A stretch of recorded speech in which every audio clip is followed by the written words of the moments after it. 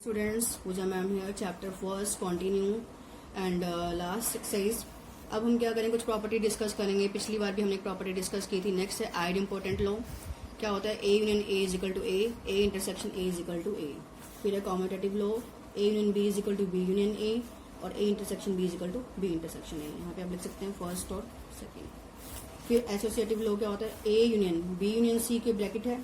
फिर हमने क्या किया, ब्रैकेट को क्या है, ए यूनियन बी पे लगा दिया, यूनियन सी। इसी तरह इंटरसेक्शन में। फिर डिस्ट्रीब्यूटिव लॉ क्या है? A union B intersection C is equal to A union B intersection A union C. मतलब डिस्ट्रीब्यूट कर दिया ना। इसी तरह A intersection B union C है, A intersection B union A intersection C. फिर involution law, A complement is complement equal to A. फिर complement law, A union A complement क्या होता है? Universal set. और ए इंटरसेक्शन ए कॉम्प्लीमेंट क्या होता है? फाइव। डिमॉर्गन्स लॉ क्या होता है? ए यूनियन बी का कॉम्प्लीमेंट करेंगे तो क्या आएगा? A complement intersection B complement. और ए इंटरसेक्शन बी कॉम्प्लीमेंट करेंगे तो A complement union B complement. पिछली बार मैंने आपको एक प्रूव करके दिखा दिया था, ये सारे आपने प्रूव करने हैं।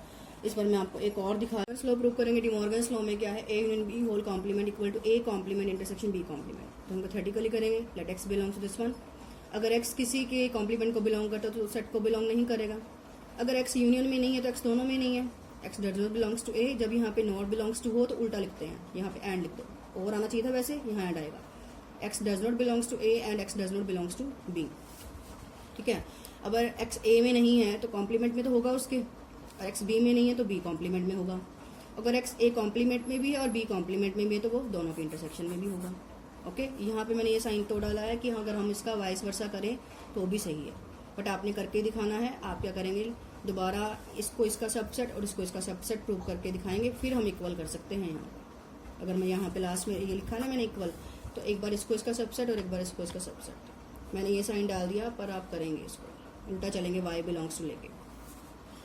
सेकेंड पार्ट है इसका एक्स सेकेंड हमारे पास था, ये जो मैंने लिखा था ये अगले के लिए था, सॉरी, यहाँ पे ये आना था, इसके लिए कह रही हूँ मैं भी। एक बार इसको इसका सबसेट और एक बार इसको इसका सबसेट शो करेंगे, फिर ये हमारा प्रूव होगा रिजल्ट ये वाला। सेकंड रिजल्ट क्या है? A intersection B whole complement equal to A complement union B complement, ये शो करना है। वही एक्स कोई जनरल एलिमेंट लेके चलेंगे इसके अंदर। अगर एक्स इसके कॉम्प्लीमेंट को बिलोंग करता है तो एक्स इसको बिलोंग नहीं करेगा। अगर एक्स इसको बिलोंग नहीं करेगा तो एक्स ए में भी नहीं होगा। अब इंटरसेक्शन है तो यहाँ और आ जाएगा, क्योंकि यहाँ डज नॉट है। और बी में भी नहीं होगा। अगर एक्स ए में नहीं है तो कॉम्प्लीमेंट में होगा, और एक्स बी में नहीं है तो बी कॉम्प्लीमेंट में होगा। अगर दोनों में है और है तो यूनियन में होगा। ठीक है। तो हमने क्या किया, इसमें लेके चले थे एलिमेंट, आ गया इसके अंदर, यानी कि ये इसका सबसेट हो गया।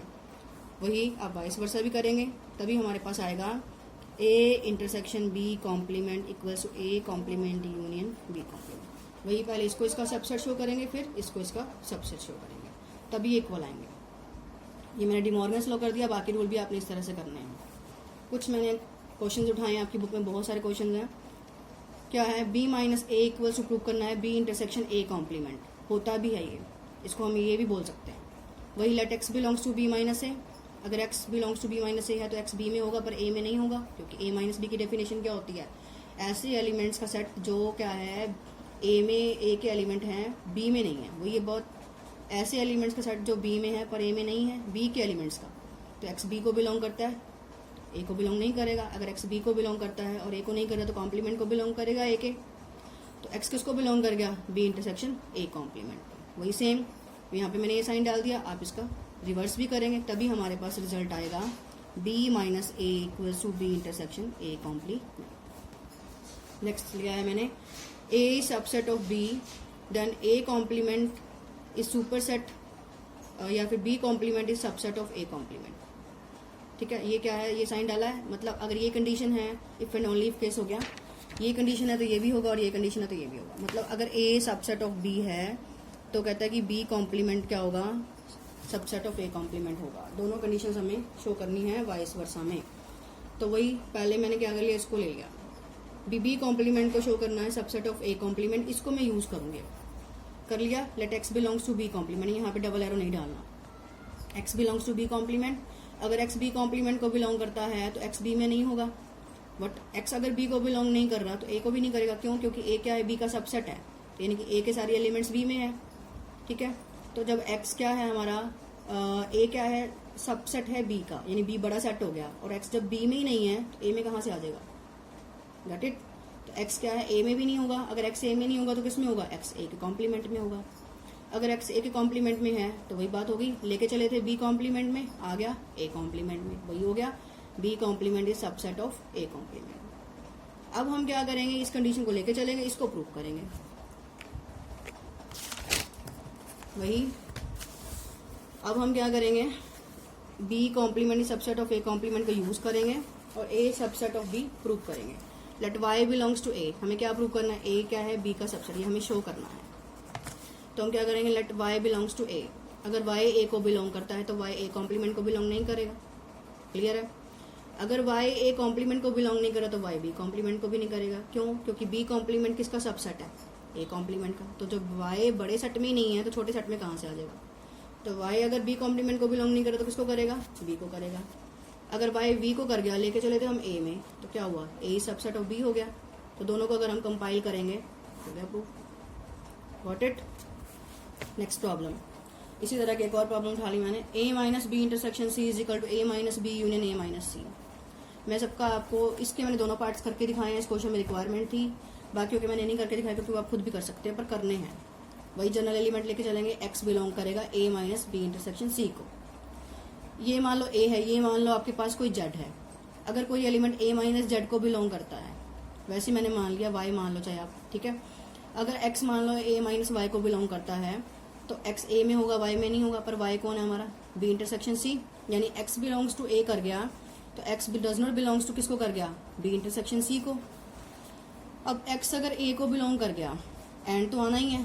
एक्स अगर इंटरसेक्शन में नहीं है, ठीक है, तो एक्स बी को भी बिलोंग नहीं करेगा और एक्स सी को बिलोंग भी नहीं करेगा। पहले ही बताया है, यहाँ पे डज नॉट है तो और आ गया। फिर यहाँ पे हमने डिस्ट्रीब्यूशन सा कर दिया, अगर एक्स ए को बिलोंग करता है एंड एक्स बी को बिलोंग नहीं करता और एक्स सी को बिलोंग नहीं करता, तो हम इसको इस तरह से लिख सकते हैं कि X belongs to A and X does not belongs to B, और X belongs to A and X does not belongs to C. एक तरह से डिस्ट्रीब्यूशन सा कर दिया। उसके बाद एक्स अगर ए में है और बी में नहीं है तो दोनों के माइनस में नहीं, सॉरी एक्स किसको बिलोंग करेगा, दोनों के माइनस को करेगा। और एक्स अगर ए में है और सी में नहीं है तो एक्स दोनों के माइनस को बिलोंग करेगा। और एक्स अगर इसके भी इसको बिलोंग करेगा और इसको बिलोंग करके बीच में और है तो हम यहाँ क्या कहेंगे, एक्स दोनों की यूनियन को बिलोंग करेगा। इसी तरह आप उल्टा चलेंगे, ठीक है। ये मैंने आपको फर्स्ट पार्ट प्रूव कर दिया, यानी कि इसको इसका सबसेट शो कर दिया, और फिर इसको इसका सबसेट शो करना है, फिर इक्वलिटी आएगी लास्ट में, आप फिर लिखेंगे दोनों इक्वल है। अगला पार्ट, अगले पार्ट में मैंने एक और 5 वाला ले लिया, मतलब सब तरह के मैंने एक एग्जांपल ले लिए। A intersection B minus A equal to 5 ले लिया, 5 शो करना है, sorry A intersection B minus A equal to 5 show करना है। ये थोड़ा अलग केस है। अगर A intersection B minus A equal to 5 है तो काम ही खत्म है। ये अगर शो कर दिया तो मतलब 5 एम्प्टी हो गया, ठीक है। बट मैं मान लेती हूँ कि लेट कॉन्ट्रडिक्शन से करेंगे कि कोई एक्स है, ठीक है, जो इसको बिलोंग करता है। यहाँ पे आप लिखोगे let X A intersection B minus A is not equal to 5। अगर ये 5 इक्वल नहीं है तभी कोई इसको एलिमेंट बिलोंग करेगा, यानी कोई एक्स इसको बिलोंग कर गया। अगर कोई यहाँ भी डबल इम्प्लॉसिटी साइन नहीं आएंगे, ठीक है, हैबिट पड़ी हो तो डल जाते हैं, तो एक्स किसको बिलोंग करेगा, ए को बिलोंग करेगा, और एक्स किसको बिलोंग करेगा, बी माइनस ए को, क्योंकि दोनों की इंटरसेक्शन को बिलोंग कर रहा है। अगर एक्स ए को बिलोंग कर रहा है एंड और बी माइनस ए को बिलोंग कर रहा है, अब हम सिर्फ इसकी बात कर रहे हैं, तो एक्स बी में होगा और ए में नहीं होगा, ठीक है। अब एक्स ए में भी और एक्स ए को बिलोंग नहीं कर रहा, इनको इकट्ठा कर दिया और बी को बाहर कर दिया, तो ये क्या कोई बात बनी, एक्स ए को बिलोंग करता है और एक्स बी ए को बिलोंग नहीं करता, मतलब कोई जेन्युइन बात नहीं है। तो क्या कहेंगे, एक्स 5 को बिलोंग कर गया, ठीक है, तो लास्ट में हम क्या लिखेंगे, एक्स ए को बिलोंग नहीं करता और ए को बिलोंग करता है, इट मीन एक्स 5 को बिलोंग कर गया और एक्स बी को बिलोंग कर गया, तो लास्ट में हम लिखेंगे। सो इस तरह से क्या हुआ हमारे पास, ए इंटरसेक्शन बी माइनस ए 5 कैसे होगा, हमारी ये सपोजिशन रॉन्ग हो गई। क्यों, हम तो कह रहे थे कि कोई एक्स है बिलोंग करता है ए इंटरसेक्शन बी माइनस ए को, और लास्ट में आके हमने कहा यहाँ कोई जेन्युइन थिंग ही नहीं बन रही। सो हमारी क्या है, सपोजिशन रॉन्ग हो गई, ठीक है। अगर हमारी सपोजिशन रॉन्ग होगी तो कॉन्ट्रडिक्शन हो गया, तो हम लिखेंगे A intersection B minus A equal to 5। ये क्वेश्चन आपने इसी तरह से करना है। Got it. तो एक्सरसाइज बहुत बड़ी है, हमारे पास काफ़ी टाइम है, हम कर सकते हैं। अब नेक्स्ट एक्सरसाइज है आपकी, सॉरी वो लास्ट सेकंड थी, मैंने लास्ट बोल दिया था। लास्ट एक्सरसाइज ये है आपकी, इसमें आपने क्या करना है, वर्ड प्रॉब्लम्स को सॉल्व करना है using results of the sets. तो कुछ रिजल्ट्स मैंने लिखे हैं, आप ध्यान रखना इनको। N of A union B किसके इक्वल होता है? N of A plus N of B minus N of A intersection B.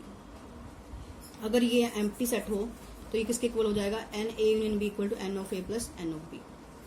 और अगर N of A minus B हो तो हम इसको लिख सकते हैं N of A minus N of A intersection B. और अगर N of B minus A हो तो हम बी में से इसके इंटरसेक्शन को माइनस कर देंगे। इसी तरह अगर N of A complement union B complement हो तो डिमॉर्गन्स लॉ लगा दिया, यूनियन को इंटरसेक्शन में चेंज करके होल कॉम्प्लीमेंट लगाएंगे।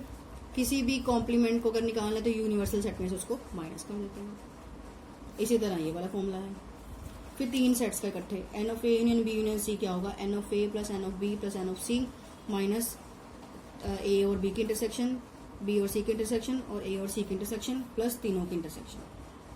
तो मैंने सिर्फ इजी से क्वेश्चंस किए 1-2, ठीक है। अगले लेक्चर में आपको थोड़ा इसके 3x3 सेट्स वाला भी करवाएंगे। इसमें हमने क्या किया? जैसे first question, if X and Y are 2 sets such that X union Y has 50 elements, X has 28 elements, y has 32 elements, तो how many elements does x intersection y have?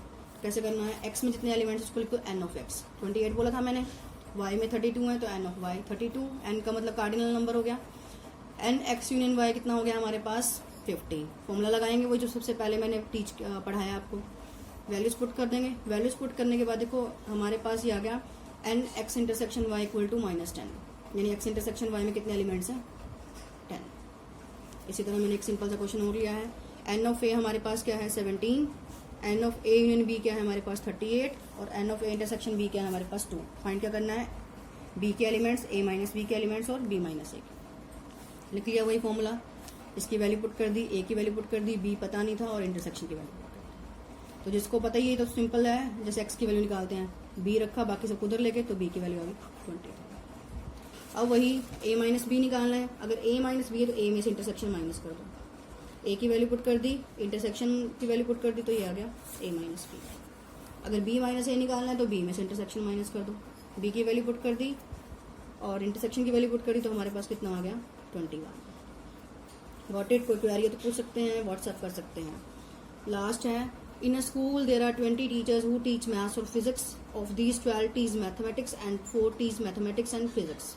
How many teach physics? क्या एक school है, 20 teachers हैं, maths और physics teach करते हैं, 12 करते हैं मैथमेटिक्स को, 4 करते हैं मैथमेटिक्स और फिजिक्स दोनों, तो कितने हैं जो फिजिक्स टीच करते हैं?